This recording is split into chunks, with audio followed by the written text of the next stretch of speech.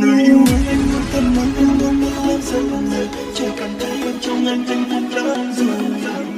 Trên trái đất này sẽ chẳng có ai nhiều em bằng anh. Vì tình yêu anh trao em luôn hết cả đời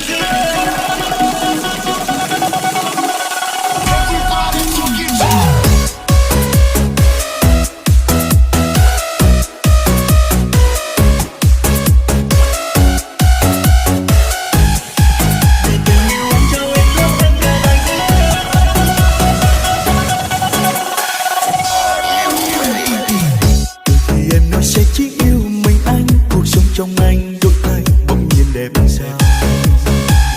Được bên em yêu em đắm say trong hạnh phúc là một ước mơ bao nhiêu lâu anh thầm mong. Vì mình sinh ra là dành cho nhau, tình cả thế giới chẳng có ai yêu em bằng anh. Hãy bước qua mọi buồn vui khó khăn để có nhau ngày sau. Người yêu ơi, anh luôn cần em, thương em, yêu em rất nhiều. Chỉ cần thấy em trong anh hạnh phúc lắm rồi. Trên trái đất này sẽ chẳng có ai yêu em bằng anh. Vì tình yêu anh trao em lớn hơn cả đại dương. Người yêu ơi, anh luôn cần em, thương em, yêu em rất nhiều. Bằng lòng với anh em sẽ có tất cả niềm vui. Hãy cứ để anh chăm sóc em như thế này nhé. Trọn đời suốt kiếp anh sẽ mãi yêu mình em, không bao giờ cách xa.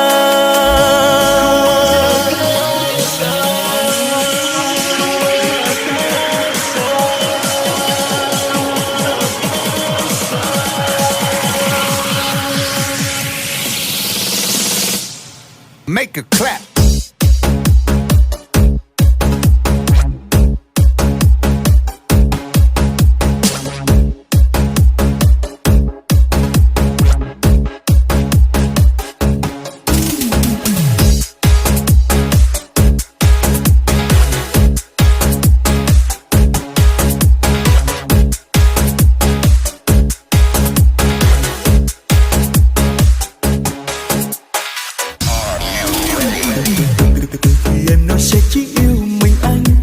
Trong anh đôi tay bỗng nhiên đẹp sao. Được bên em yêu em đắm say trong hạnh phúc là một ước mơ bao nhiêu lâu anh thầm mong. Vì mình sinh ra là dành cho nhau, tình cả thế giới chẳng có ai yêu em bằng anh. Hãy bước qua mọi buồn vui khó khăn để có nhau ngày sau. Người yêu ơi, anh luôn cần em, thương em, yêu em rất nhiều. Chỉ cần thấy em trong anh hạnh phúc lắm rồi. Trên trái đất này sẽ chẳng có ai yêu em bằng anh. Vì tình yêu anh trao em lớn hơn cả đại dương. Người yêu ơi, anh luôn cần em, thương em, yêu em rất nhiều. Bằng lòng với anh em sẽ có tất cả niềm vui. Hãy cứ để anh chăm sóc em như thế này nhé.